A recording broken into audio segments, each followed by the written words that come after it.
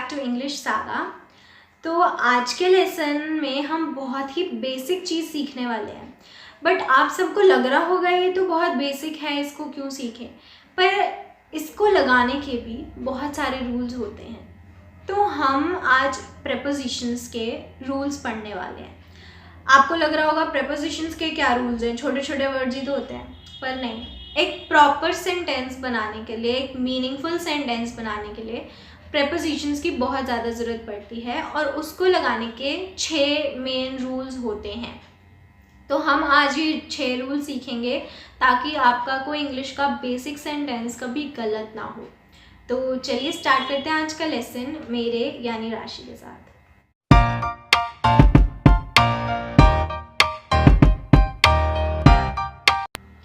तो हम पहले बात करते हैं कि प्रेपोजिशंस होते क्या हैं।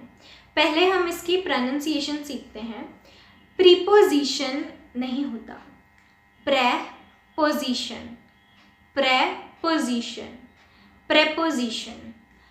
प्रेपोजिशंस होते क्या हैं? प्रेपोजिशंस वो वर्ड्स होते हैं जो एक सेंटेंस में नाउन्स, प्रोनाउंस और फ्रेजेस को जोड़ते हैं।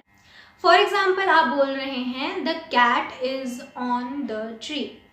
अब आपके पास एक सब्जेक्ट है द कैट और आपके पास एक ऑब्जेक्ट भी है द ट्री, पर आप अगर बोलेंगे द कैट द ट्री, ये तो पता ही नहीं चला ना क्या बोलना चाह रहे हैं आप।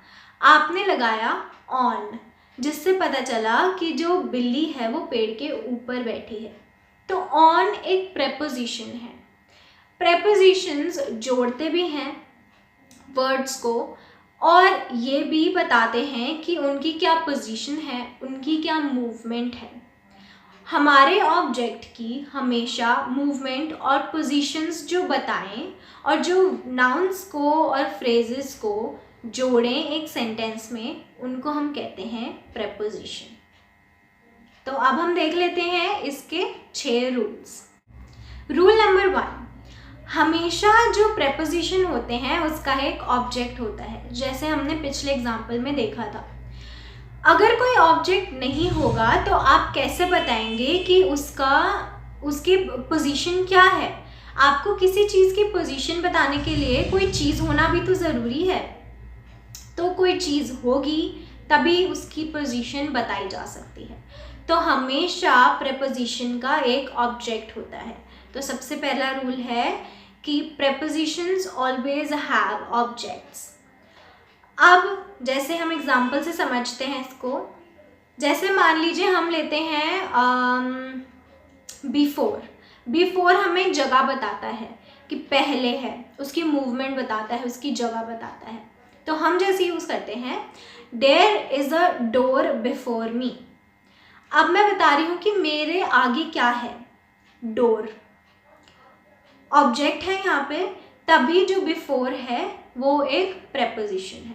अगर मैं कहूँगी I have never seen this before, अब मेरे पास तो कोई ऑब्जेक्ट ही नहीं है इसमें, बिफोर क्या?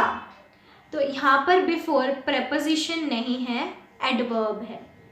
तो जब तक हमारे पास ऑब्जेक्ट नहीं होगा और उसकी जगह बताई नहीं जाएगी तो हम उसको प्रेपोजिशन नहीं कह सकते।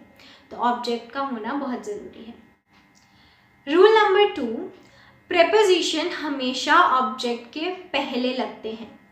जैसे आपने हमेशा, मतलब आप नाम से जज कर सकते हैं, प्री पोजिशन मतलब किसी चीज़ के पहले, प्री मतलब पहले आता है। तो प्रेपोजिशन हमेशा ऑब्जेक्ट के पहले आता है। अगर वो ऑब्जेक्ट के पहले नहीं आएगा तो वो प्रेपोजिशन नहीं होगा। जैसे the cat is in the box, box के अंदर है तो इन बॉक्स से पहले आया है, तो हम इनको प्रेपोजिशन कहेंगे।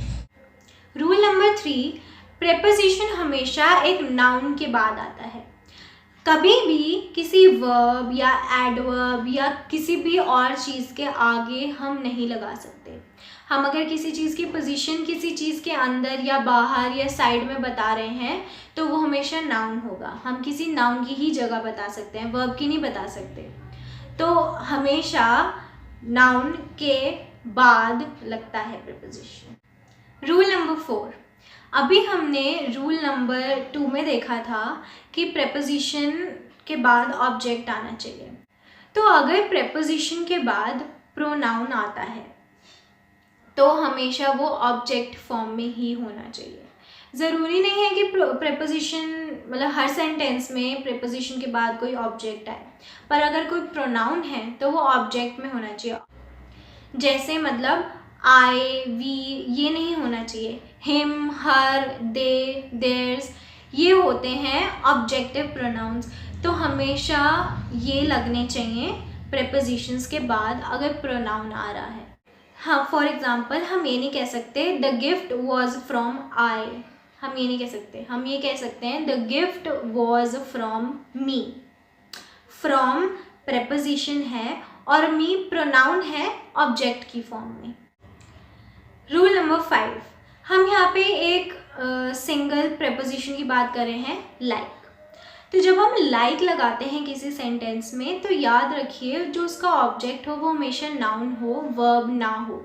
वर्ब के साथ हम लाइक लगाना अवॉइड करते हैं एज अ प्रेपोजिशन। जैसे हम कह सकते हैं शी लुक्स लाइक हर, मतलब वो उसके जैसी दिखती है। लाइक हर, हर एक ऑब्जेक्ट हो गया जो हमने अभी पिछले रूल में देखा, हर एक इन्फिनेटिव ऑब्जेक्ट हो गया, प्रोनाउन हो गया जो ऑब्जेक्ट की फॉर्म है। पर अगर हम कहते हैं she looks like she does, एक तो शी गलत लगा, ठीक है, ऊपर से डज लगा जो वर्ब की तरह एक्ट कर रहा है, तो नाउन और वर्ब हो गया, तो लाइक यहाँ पर लगेगा, तो ये मतलब ये सेंटेंस गलत है। रूल नंबर 6, ये कोई रूल नहीं है बेसिकली, मतलब हम इसमें प्रेपोजिशन की फॉर्म्स की बात कर रहे हैं। जो प्रेपोजिशन की फॉर्म होती है वो कोई पर्टिकुलर फॉर्म नहीं होती।